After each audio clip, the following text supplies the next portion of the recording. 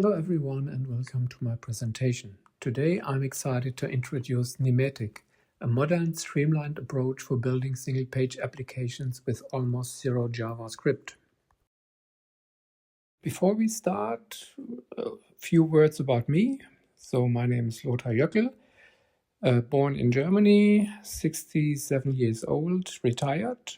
I'm married, have one son, live currently in Switzerland and will move to Spain by the end of the year. Worked in a lot of different industries, had to do with different operating systems and languages, and most recently with Nim, what I find is a really fantastic language. To prove that this architectural stack works effectively in the real world, I built a showcase application called the RSS Concentrator. This web app aggregates live global RSS feeds featuring full-text indexing, interactive search, personalized configuration, and instant UI responses. You can go to Nimetic.com to get an impression. So, what motivated me to create this proof of concept? First and foremost, learning Nim, of course. When starting with Nim, I wrote a YottaDB integration because I have some historical background with databases of this type. I never loved JavaScript, so I avoided web applications at all in the past. When looking at the Nim ecosystem, native options like Carax felt too complicated for my needs. And then I discovered the Datastar framework, which allows interactive reactive UIs using only plain HTML and CSS attributes. Now let us look at the core architectural design. Nimetic is not a rigid web framework, it is more an architectural pattern and a set of tools. So by shifting the application state entirely onto the server, we completely eliminate heavy client-side JavaScript bundles and build pipelines. The browser handles basic rendering with native HTML and CSS. The front-end reactivity is driven by server-side events and powered by Datastar. And Datastar updates the DOM dynamically then. The complete session state and the updater lives natively on YottaDB on the server side, but of course you can swap in other databases if you like. So let's go through all these parts. First we have a look at Nim as language. So as this is a Nim conference, I don't need to overstate its features, but it acts as the perfect backbone here. So Nim gives us the peak performance and efficiency of C, and this is paired with the clean, elegant readability of Python. So the real superpower, the meta-programming and macro system, allows us to build zero-cost abstractions, and I use that very much in the YottaDB database integration. Now we are looking at the networking layer. We use Mummy as a base. That's a well-known high-performance multi-threaded HTTP server, completely written in Nim. This server gives excellent performance because it uses only a simple blocking model in opposite to the more complex async patterns. Because I want to use SSE, I need some specific modifications on Mummy code, and that's the reason why I forked Mummy to the project named Mummy DS. So and this fork implements then the required Datastar extension, and also I implemented a compression for SSE requests. For production, I use NGINX in front of Mummy DS to have secure HTTPS connections. On the client side, we pull in Datastar. Think of Datastar as a lightweight framework that merges the clean reactive state management of Alpine.js with the server-driven simplicity of HTMX. The entire library is about 35 kilobytes in a single script file, and Datastar can be used with a lot of different languages. Nim is currently officially not supported, but maybe that changes in the future. And you can use with Nim with the MummyDS implementation. Reactive state is called signals in Datastar. Signals are prefixed with a $sign. When a signal value changes, any HTML element bound to it via data bind is automatically re-rendered. So every client interaction serializes these signals into JSON and pushes them onto our backend.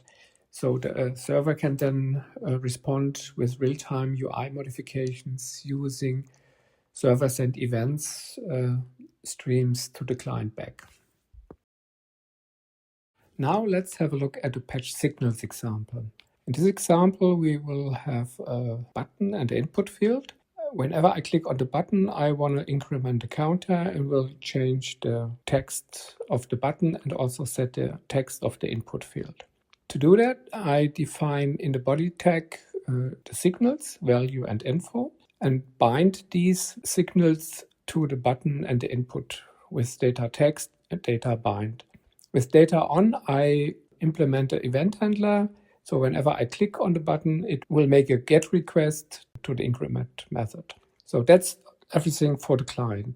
Looking at the server side, we have basically a standard Mummy router. We add our increment route and a not found handler, which serves a static page. So we define the HTML part in a separate file, so we can change that outside of the software.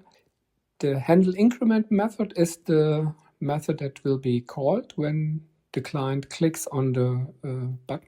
Here we extract the info signal. We do nothing with that currently in this method, but we could extract the value of the input field here. We increment the counter and we update value and info, both signals, and send them back with a patch signals request to the client. Then the client immediately shows them the incremented counter and the input field. Instead of patching signals, we can also patch elements, which means that we can replace an existing DOM element, in this case the message container, with new content. Now let's talk about storage. The YottaDB database is a transactional hierarchical NoSQL database designed for high throughput real-time applications. While the company was formally founded in 2017, the underlying codebase itself has a robust 40-year heritage. What makes it unique is its daemonless architecture. There is no separate server process communicating over sockets. The database engine runs directly inside our application's process address space using shared memory segments for multi-process access. Data is mapped using a multi-dimensional key-value model known as globals. These sparse transactional arrays can scale up to 34 dimensions, supporting both local in-memory nodes and persistent database storage. It provides full ACID transaction guarantees using optimistic concurrency control, meaning data conflicts are auto-detected and retried entirely by the engine. The DB is language agnostic as it supports a broad range of languages, including Nim. For SQL access, there is the Octo extension available to map globals to a relational table model. To bridge Nim and YottaDB seamlessly, I built a custom DSL. It abstracts database interactions down to clean native assignments. As you can see, setting and getting persistent data is simple. We can effortlessly loop through database keys or key-value pairs using Nim iterators. Additionally, the DSL supports clean compile-time object serialization using save object and load object routines, enabling quick records iteration. Support for all basic data types, enums, sequences, arrays, etc. are implemented. Another feature of the object serialization is the creation of field indexes via index pragma.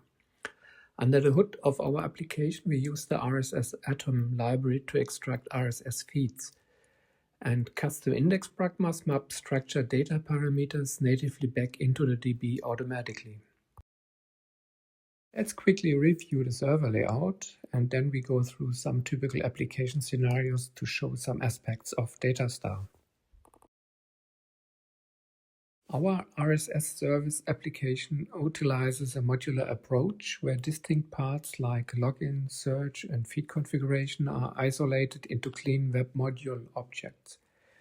Each web module registers his routes itself and implements the handle xxx methods. Our entry point is a simple index.html file that serves as a global framework shell. It has a head section and initializes scripts and CSS files.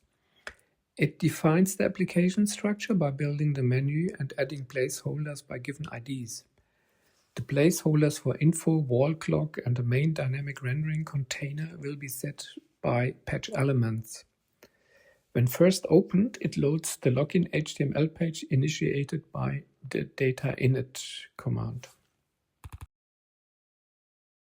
Here are some examples to show a few more Datastar features. Define a signal only if it is not already defined. You do this with the double underscore if missing after the signal name. You can change the value of a signal in a click handler that will be then passed to the server with any valid JavaScript expression. In this case, a simple assignment. You can set the class of an element with data class, in this case to mark a selected button, or you delay the execution with the double underscore debounce option. To handle forms instead of using explicit HTML elements, we can also use web components. Here we have the user ID field, name field, etc. How they are defined will be shown on the next page. Data ignore morph is required when dealing with web components to not override the DOM. We see here also how to set an attribute with the data attribute, for example, to disable the submit button. Here we see how the name field is defined as a web component. All Datastar features work inside a web component. To see how the backend deals now with form data, we have here a simple registration update example. So the backend has a handler and it extracts the user ID with getSignal. It loads the registration object with loadObject. It updates the registration fields with fill from the form fields. It's important that the field names must match. And we save the updated registration object with the save object. Then we can also forward to another page. It is possible to dynamically render HTML elements on the server side, in this case the configuration table of the RSS feeds. This is initiated with the data effect equals getFeeds. The T-body element then is replaced with the render table with patch elements that updates the GUI. Every click in the table then runs the select feed handler, which updates the state in the database and re-renders the table in the same way as with getFeeds.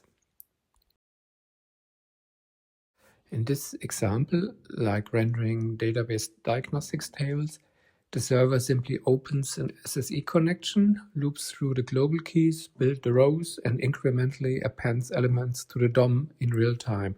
Then after that, it closes the connection.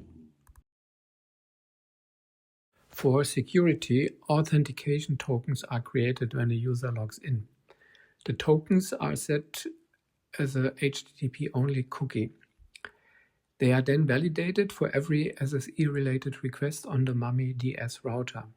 On a mismatch, the user is logged out. So, thank you very much for your attention. I hope I could give you an impression of what the Nimetic vision could be. By the way, if someone is interested to work with me in the project, let me know. The source code for this entire showcase project is completely public, and you can find it on GitHub.